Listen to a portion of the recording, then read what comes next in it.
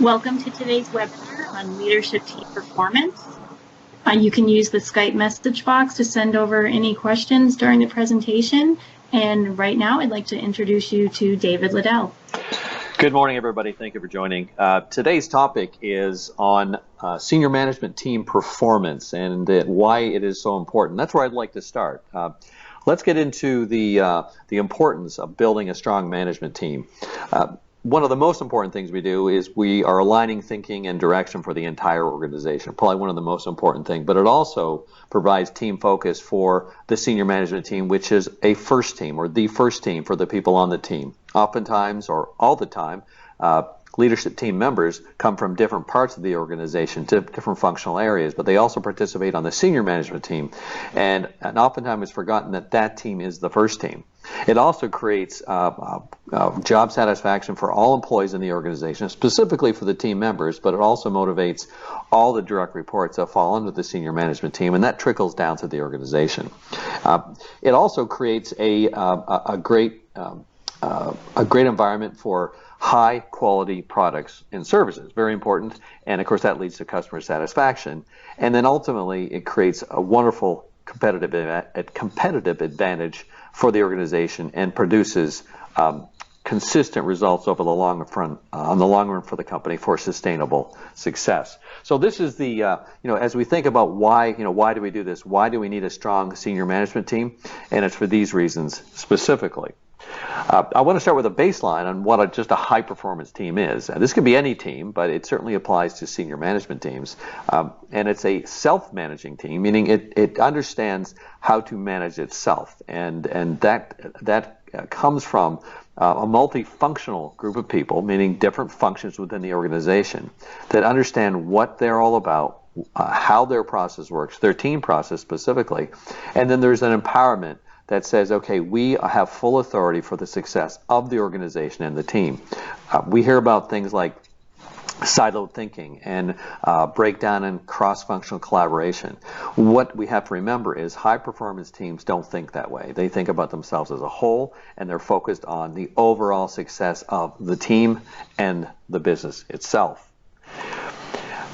Some key characteristics to think about are a shared vision and mission, which I'm going to talk about further. They also have clear authority and autonomy. Oftentimes, senior management teams will report up to a board of directors, but they still have full autonomy and authority to make the decisions, and everybody on the team needs to consider that. There is interdependence and shared leadership. What that means is everybody on the team is responsible for the success of the entire team, which requires people to think about themselves in the context of the team and what the team's charter or what their responsibilities are. We're going to touch on charter again in a few moments.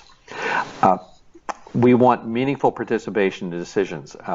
There are always many team meetings, team discussions.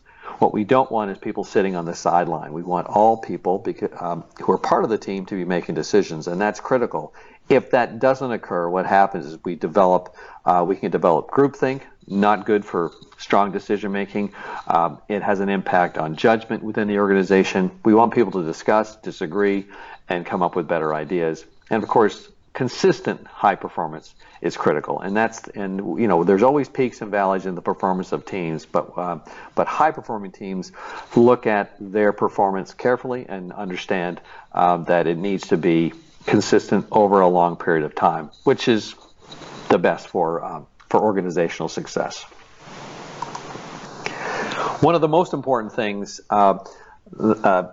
senior management teams can do is think about how they achieve results. This is a model that we use to help organizations understand how they're doing, also about how they can transform their performance.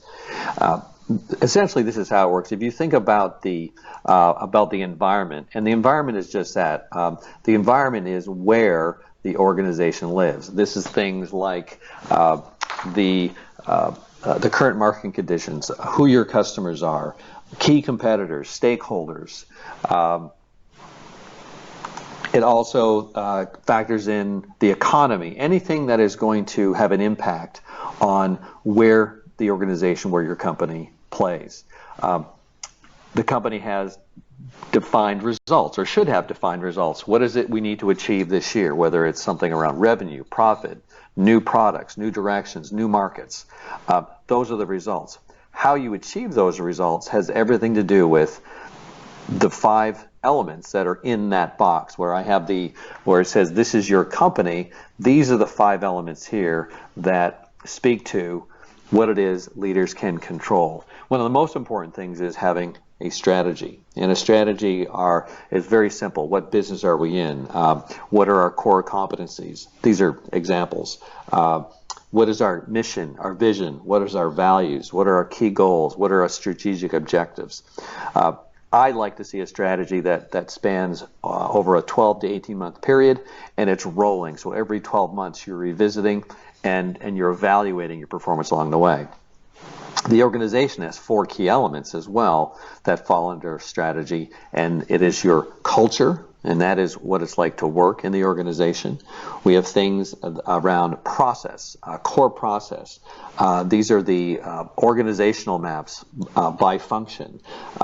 How a manufacturing plant might be laid out, how you deliver services. Everything to do with process helps with the organization's efficiency and effectiveness, and it helps people align themselves. The structure is just that. It's how people are grouped, your organizational structure itself, how jobs, roles, and responsibilities are aligned, connected. Very important. And then, of course, you need systems to support that. And systems goes beyond computer and technology systems, very important. But it's also things like, how do we communicate? How do we make decisions? How do we grow our talent in the organization? These are all systems that support the whole.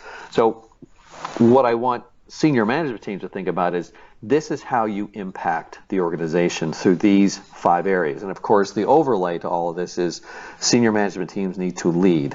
Build your strategy, lead the people as it relates to the strategy, and you will achieve the results that you're looking for. Another thing to think about is team focus. Earlier on, I talked about the first team. Well, if you look at how most organizations are structured, and this is it's a generic version, but you can see how it might work. The senior management team or senior leadership team, depending how your organization names it, is all about setting direction and establishing the culture of your business. The silos within your organization, here are some basic examples. Your marketing organization, your sales organization, you have to be able to deliver product and or service, and then you have to serve your customer. You have to have some sort of customer service element.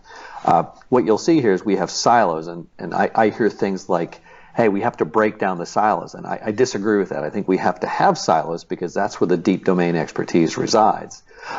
But at the same time, you have to understand that the value that you deliver to your customer cuts across those silos, and we have to look at it that way. So this requires your senior management team, who usually heads each of these siloed areas, to think about the cross-collaborative function and the importance of ensuring that they think about it in those terms, that the value cuts across.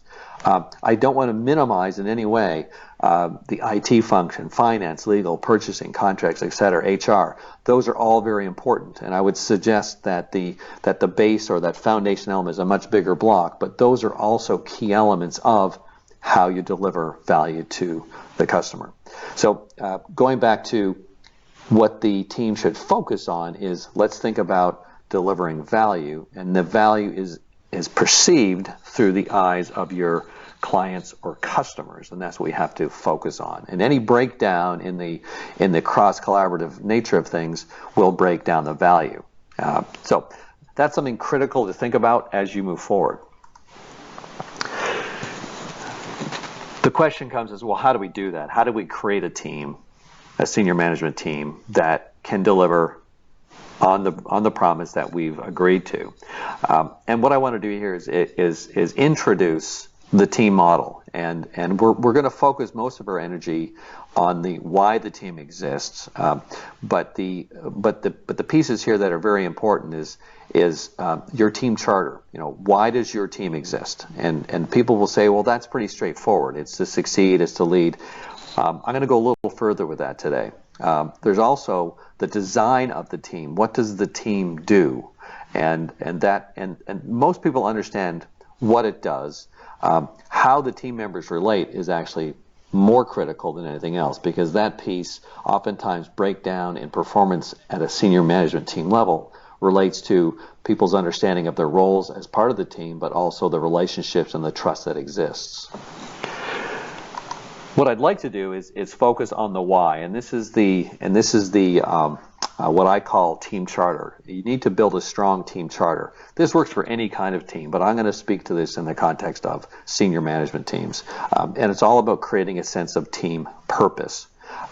When I talk about the first team or thinking about the first team, I want organizations to consider that it goes well beyond just the functional areas and hoping that the value is delivered. You have to think about the team as a whole and how it has an impact on the business. So the 4 key elements I want to speak to today is: why does your team exist? Who are you accountable to? What are you expected to accomplish?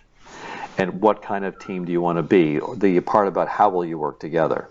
And this is where I'll encourage you to take some notes. Grab a piece of paper, jot down 1, 2, 3, and 4 on the piece of paper, and see if you can answer some of these questions for your own organization, your own team, as you go along. First thing is, why you exist. It has everything to do with mission, vision, and values, or vision, mission, and values. They kind of go in that order for me. And it really is an understanding of why you exist. Not just as a team, but as an organization. Oftentimes I'll ask senior leaders why they exist. Why does your company exist? And many will say, it's to make money. Well, it's a very important piece. Earning money, making money, profit. It's critical for the success of any business, but it's not the reason why you exist. You need a greater purpose. And this is where you can start thinking yourself or challenging your team members on how you can move this forward. If you're online here and you're the CEO of the business, this would be a great question to ask your team. Why do we truly exist? What is our purpose? How does that relate to what we do, and what we can connect our employees to? So here's some examples of some vision statements, and this has everything to do with companies that you know. I actually did a little research, went out to the internet, and these are things that are actually published.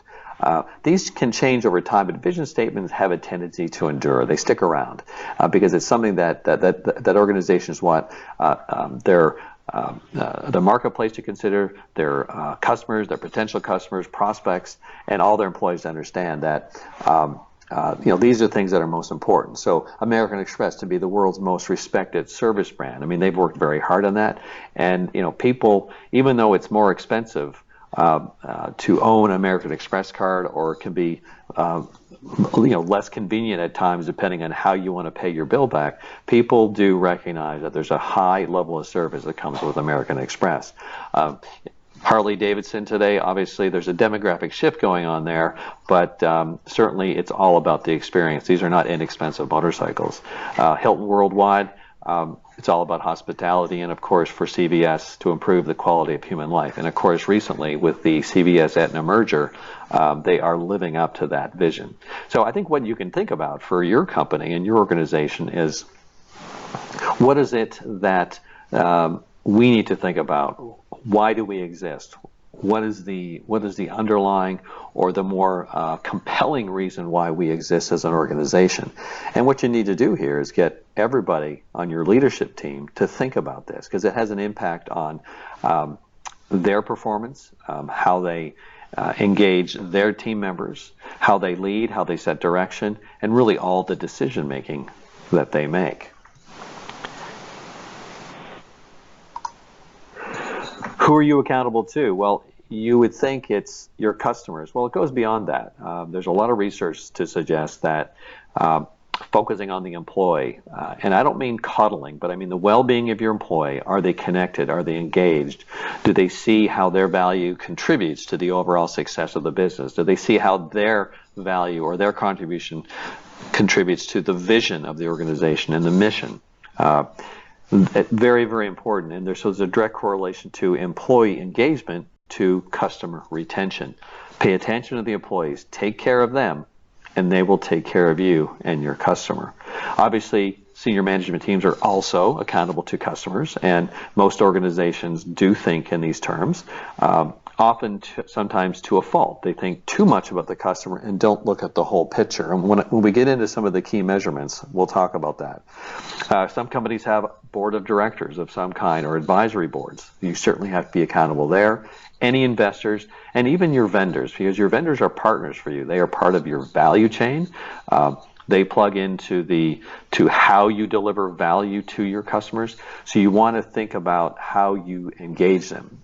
If you look at many of the changes that are going on today, organizations are narrowing down the number of vendors they have because they want to have more of a partnership rather than just a vendor. And I think that's very important. So, and this list can be larger. It can be bigger. You could drill down further. You could expand it. But the goal here is to build a list of who you're accountable to with your team, and then define what it is you owe these stakeholders.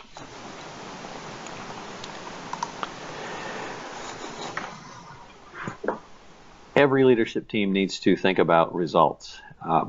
The ones that come to mind for most organizations are the financial health, the financial indicators, revenues, profits, return on investment, all critically important. I subscribe to the model that you need to find balance in the organization if you're going to succeed over the long run. If you focus solely on one of these categories, over time, you're going to put stress on one other area. So I look at it this way. You have to satisfy your customers. What's very important, you have to satisfy your customers or customer satisfaction in terms of what they view as most important. Things like quality, timeliness, performance, service, and cost. This is what your customers think about. What many organizations do is they assume they're serving the customer and they don't actually speak to the customer. I recommend speaking to your customers, interviewing them, asking the difficult questions to ensure that you're doing what you can. The next piece is, which I think is critical and oftentimes ignored, is the organizational culture. Are people learning? Are people growing? Do they feel as though their manager cares about them? And again, going back to, this is not about coddling people. This is about ensuring that you're connecting people to the organization. People, today's economy, we know what's happening. It's very tough to find great people, and it's important to build a culture that attracts the best people, retains the best people, but people in general. Most people who leave their business, for the most part, aside from leaving for a new opportunity, moving out of the state, something to that effect, it's really more about they leave their manager if they're not happy. They don't leave the business. So a lot of this comes down to the attitudes and the habits of people, but the leaders specifically, the managers in the business. What I noticed today is that the supervisory level, which is a critical piece because supervisors touch so many people in the organization, they really don't understand what it means to be a supervisor or a manager of people. In other words, they don't know how to lead others. It's a habit that can be learned. Or pardon me, it's a skill that can be learned. Of course, internal operations, critical for effectiveness, repeatability. But what I find with internal operations, when you have operations perhaps process that is inefficient, lots of red tape, or it's difficult to get things done, you frustrate your employees. Not a good thing. Good employees, great employees overcome inefficiencies in the organization, will always overcome inefficiencies. What they have to do is what the organization needs to think about is making sure that you're taking stress off of people by ensuring that the processes, systems, technologies, everything they need to do their job is in the right place. And the best way to do that is to engage them, empower them, delegate that responsibility to the people doing the work, and they'll do it right. So if you think about what you need to accomplish, these are 4 key areas. We call them key result areas. And you want to think about finding measures of success, critical success factors in each of these 4 areas. The leadership team needs to think about this. The leadership team needs to define what this is or what these things are. And just going to the next slide here, let me show you some ideas of what we consider key result areas.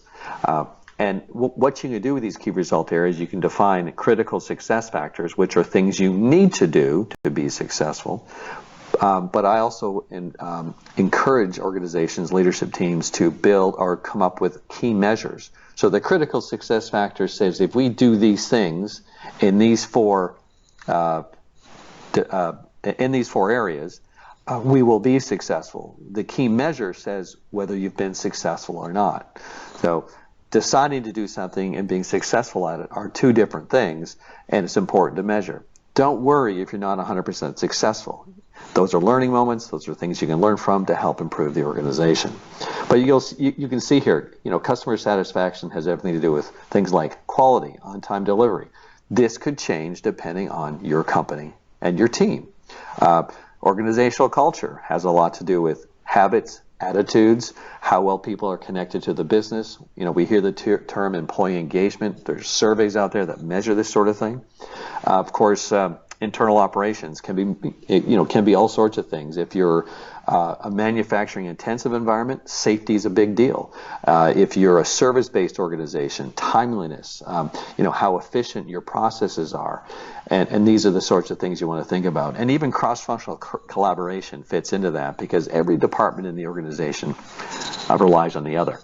And then, of course, I talked about financial performance earlier, revenue, profit, ROI, cost, and there's many more. Talk to your CFO. I'm sure they have a lot of thoughts here. That's one area that most organizations worry about and sometimes forget about the others or don't spend as much time on the others. You want to have a balanced approach here. All right, now the final piece here, and this is really important as well. And again, this is something that is a discussion. It's holding building an open dialogue amongst the people of the team. How do we want to work together? What are the rules? What are the rules of engagement? What should we do? What shouldn't we do? This is just a generic list, but this is something I hear all the time. These are some areas that are critically important. But your team needs to decide what that is. A big one is building trust, and the trust drives collaboration.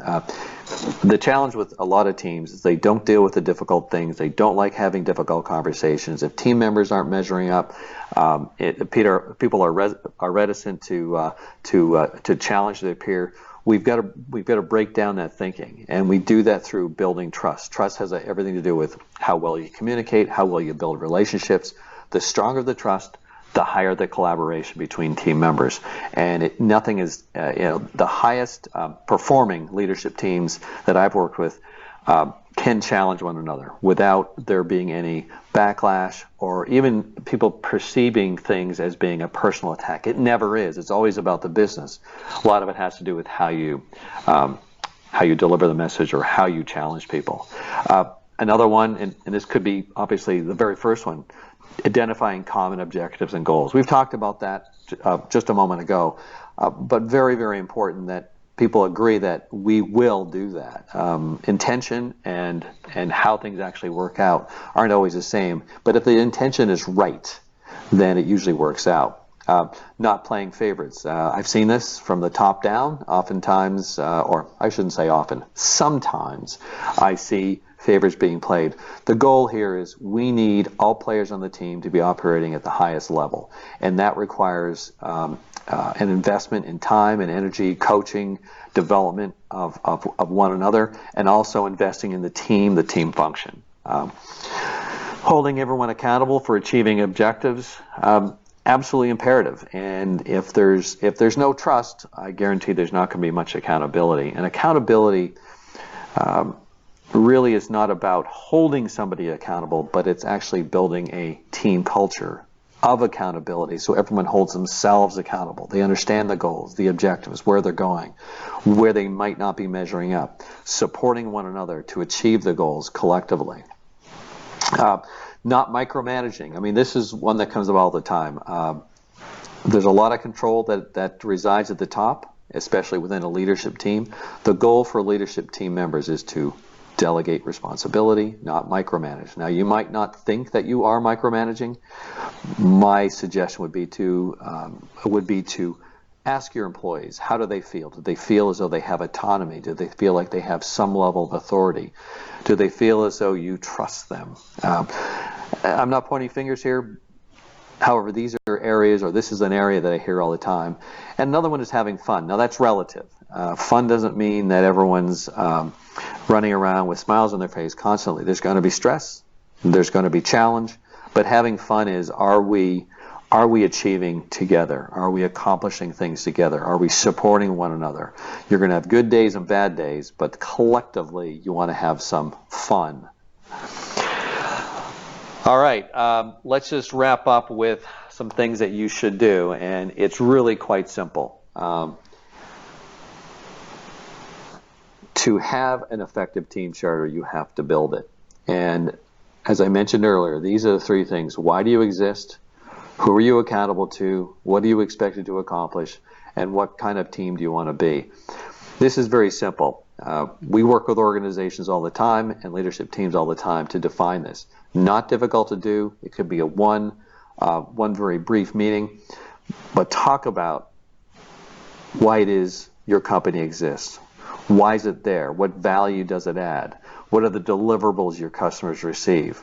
Talk about your mission and vision, making sure you understand it and believe in it. If there is divergence in thinking or people just can't get on board, that needs to be reviewed and discussed, and there needs to be, and you need clarity. The entire team needs to be on that page. And again, it needs to be consensus. You don't have to believe in it 100%, but you certainly do need to support it. The who you are accountable to piece should be straightforward. Usually not too many questions there, but you've got to make sure that item 3, what are you expected to accomplish, relates to the different reference groups, the people and groups you are accountable to. And of course, what kind of team do you want to be? You wouldn't think that's a big deal, or you wouldn't think there would be a lot of divergence. Everyone's different. Everyone has different goals, objectives, styles. It's important that you talk about it. And this is something you can publish, but it is something that needs to be thought through and certainly taken care of in a way that people can understand it, buy into it, and use it as a guidepost to make decisions and to bring people along. So there's certainly a lot more to building a strong team, but I wanted to start with something that was straightforward and what I consider to be a foundation building block to drive the performance of the team.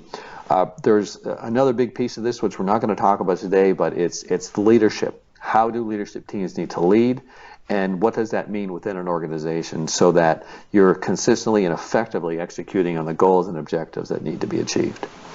That's it for today. Thanks, folks. I hope you enjoyed this. Look for other webinars coming down.